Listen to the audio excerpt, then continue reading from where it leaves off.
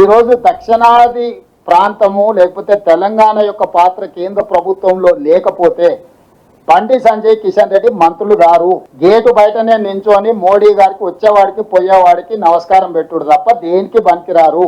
బంట్రోతులుగా మారాల్సి వస్తుంది కేంద్ర మంత్రులుగా ఉన్న వీళ్ళు. ఈ పరిస్థితి వాళ్ళకు కూడా వస్తుంది ఎల్లుండి పొద్దున్నే. మహిళలకు 33% చట్టసభల్లో ఇటు పార్లమెంటులోను అసెంబ్లీలోను కల్పించేటువంటి ఒక సాహసోపేతమైన నిర్ణయాన్ని ఈరోజు నరేంద్ర మోడీ గారు తీసుకున్నారు. కాబట్టి నేను కాంగ్రెస్ పార్టీని కూడా కోరుతా ఉన్నాను, దీన్ని రాజకీయం చేయకండి. నేను ఒకటే కోరుతా ఉన్నాను, దక్షిణ భారతదేశంలో మేమందరం ఉన్నాము.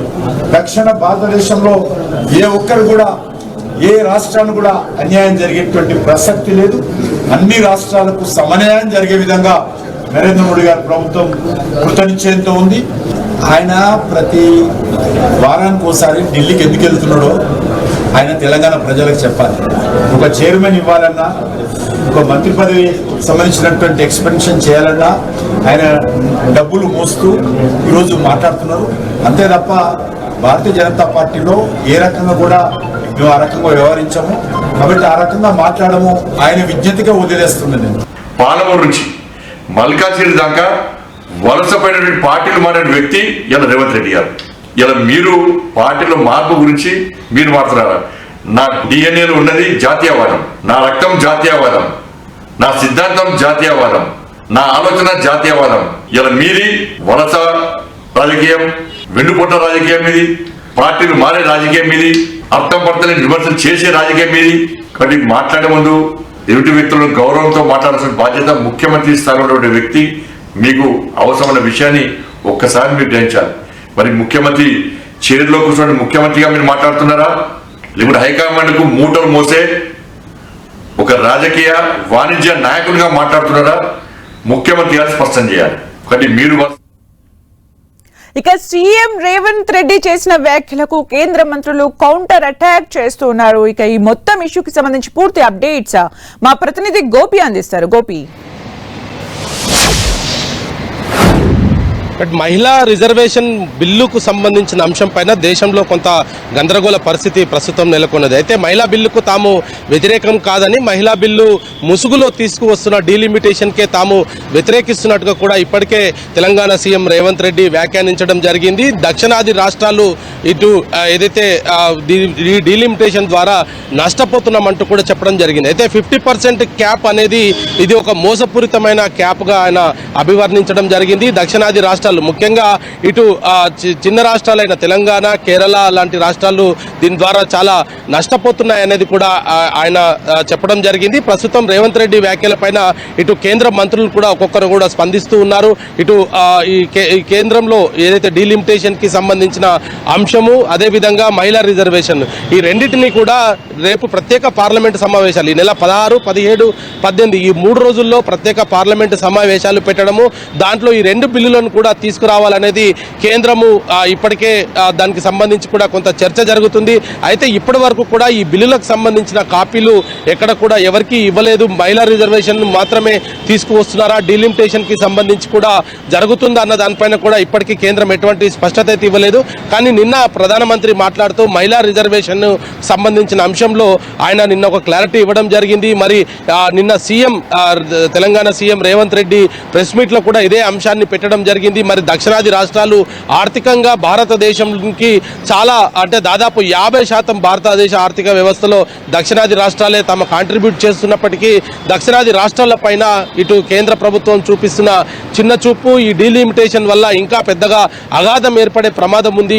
ఇది రాజకీయాలకు వేదిక కాదు, ఇది ప్రజలకు సంబంధించిన అంశము. ఇటు దక్షిణ భారతదేశం, ఉత్తర భారతదేశం అంటూ కూడా రెండుగా విభజించే పరిస్థితిని ఇటు కేంద్ర ప్రభుత్వం తీసుకొస్తుంది అనేది కూడా ఆయన ప్రధానంగా చర్చించడం జరిగింది. 2011 జనాభా ఆధారంగా ఎందుకు చేయాల్సి వస్తుంది, 543 ప్రస్తుతం ఉన్న సీట్లోనే 33% రిజర్వేషన్స్ ను మహిళలకు వర్తించవచ్చు కదా, దేనికి వాళ్ళను సీట్లు పెంచిన సీట్లను మహిళలకు ఇవ్వాలనుకుంటున్నారు అన్న దానిపైన కూడా ఇటు నిన్న సీఎం ప్రెస్ మీట్ లో మాట్లాడడం జరిగింది.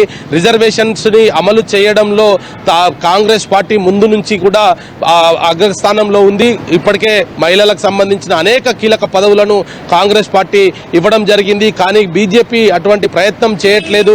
మహిళా రిజర్వేషన్స్ కి సంబంధించిన ముసుగులో డీలిమిటేషన్ చేయాలన్న ఆలోచనను కేంద్రం తీసుకువస్తుంది. కాబట్టి ఇటు ఆల్ పార్టీ మీటింగ్ పెట్టి డీలిమిటేషన్ ఎందుకు 2011 జనాభా ఆధారంగా చేయాలనుకుంటున్నారు, లేదా 50% క్యాప్ తోటి ఎందుకు కేంద్రం ఈ ప్రతిపాదనను ముందుకు తీసుకొచ్చింది అనేది కూడా ఆల్ పార్టీ మీటింగ్ పెట్టి చర్చించిన తర్వాత ప్రజల్లోకి వెళ్లి ప్రజాభిప్రాయాన్ని సేకరించిన తర్వాత బిల్లు రూపంలో తీసుకురావాలి తప్ప ఇట్లా హడావుడిగా తీసుకువచ్చి 2029 ఎన్నికలకు వెళ్లాల్సిన అవసరం ఏముంది అనేది కూడా ఆయన మాట్లాడుతూ ఉన్నారు.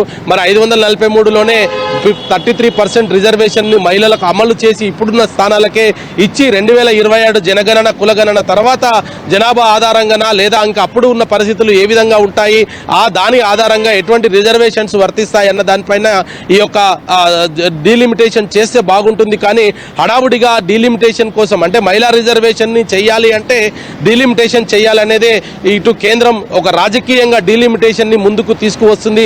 మహిళా రిజర్వేషన్ కి ఎవరైతే అడ్డుపడతారో వాళ్ళని దోషిగా చూపించాలనేదే ఇటు బీజేపీ ప్రభుత్వం చేస్తున్న ప్రయత్నమే తప్ప ఇందులో ఎటువంటి లబ్ధి లేదు. కేవలం రాజకీయంగా మాత్రమే ఈ డీలిమిటేషన్ ని ముందుకు తీసుకువస్తున్నారు. మహిళా రిజర్వేషన్ ముసుగులో డీలిమిటేషన్ ప్రక్రియను తీసుకురావడం అనేది ఇది ఖచ్చితంగా రాజకీయ దురుద్దేశమే. దక్షిణాది రాష్ట్రాలపైన ఇటు కేంద్రం చూపిస్తున్న చిన్న చూపు అనేది కూడా ఆయన మాట్లాడడం జరిగింది. మరి ఇప్పటికే దక్షిణాది రాష్ట్రాల ముఖ్యమంత్రులందరికీ కూడా తాను లేఖ రాస్తాను, ఈ దక్షిణాది రాష్ట్రాలు ఏ విధంగా నష్టపోతున్నాయి అన్న దానిపైన ఇటు అన్ని రాష్ట్రాల ముఖ్యమంత్రులకు వివరించే ప్రయత్నం చేస్తాను.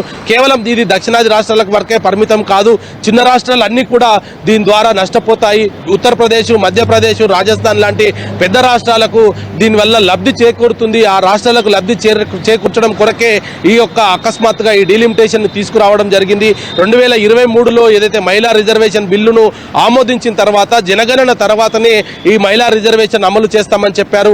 మరి ఇప్పుడు అట్టహాసంగా అంటే ఇటు 16, 17, 18 3 రోజుల్లోనే బిల్లు పెట్టి ఆ బిల్లును పాస్ చేయాలన్న ఆలోచన 29లో డీలిమిటేషన్ ద్వారా మళ్ళీ అధికారంలోకి రావడమే ఒక లక్ష్యంగా ఈ కుట్ర జరుగుతుంది అనేది కూడా ఆయన చెప్తూ ఉన్నారు. మరి అన్ని రాష్ట్రాలు దీనిపైన ఏ విధంగా స్పందిస్తాయి, రేవంత్ రెడ్డి వ్యాఖ్యలకు ఎంతమంది సపోర్ట్గా వస్తారనేది కూడా ప్రస్తుతానికి కొంత చర్చ జరుగుతున్నప్పటికీ 50% క్యాప్కు సంబంధించి కేంద్రం ఒక క్లారిటీ అయితే ఇవ్వడం జరిగింది. ఇప్పుడు ఏ నిష్పత్తితోటైతే ఉందో అదే నిష్పత్తి ఈ ఆయా రాష్ట్రాలకు వర్తింపజేస్తుంది తప్ప ఇప్పుడు ఇటు తెలంగాణకు సంబంధించి 543లో 3.16 నిష్పత్తి ప్రస్తుతం తెలంగాణ ఎంపీల స్థానం ఉంది. మరి అదే 50% పెంచితే కూడా అదే 3.18%గా ఈ యొక్క నూతన నియోజకవర్గ పునర్విభజన జరిగితే అదే శాతం ఉంటుంది తప్ప ఎక్కడ కూడా ప్రజలకు నష్టం జరగదు. నియోజకవర్గాల పునర్విభజన 50% చేయడం అనేది అది అన్ని రకాలుగా ఆలోచన చేసిన తర్వాతే ఈ యొక్క ప్రతిపాదనను ముందుకు తీసుకొచ్చినట్టుగా కూడా కేంద్రం చెప్తుంది. మరి ఈ యొక్క నియోజకవర్గాల పునర్విభజనకు సంబంధించిన అంశం పైన కాంగ్రెస్ పోరాటం చేస్తామనేది మాత్రం జాతీయ స్థాయిలో చెప్తున్నారు. ఇప్పటికే అన్ని పార్టీలకు సంబంధించి కూడా మల్లికార్జున ఖర్గే కూడా అన్ని పార్టీలతో మాట్లాడుతున్నారు. మహిళా రిజర్వేషన్ బిల్లుకు తాము మద్దతు ఇస్తాం కానీ డీలిమిటేషన్ కి అయితే ఎట్టి పరిస్థితుల్లో ఇచ్చేదే లేదు అనేది మాత్రం ఇటు కాంగ్రెస్ పార్టీ అయితే స్పష్టం చేస్తుంది. Thank you.